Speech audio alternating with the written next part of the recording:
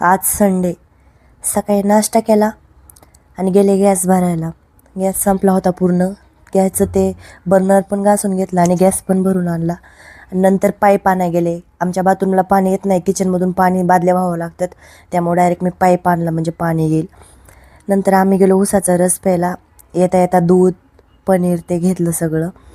आणि बाकीच्यांसाठी संडे असेल सुट्टीचा दिवस, पण आमच्या स्पोर्ट्सवाल्यांसाठी तर कपडे धुवा, शूज धुवा, साफसफाई करा, ह्यातच आमचा संडे जातो.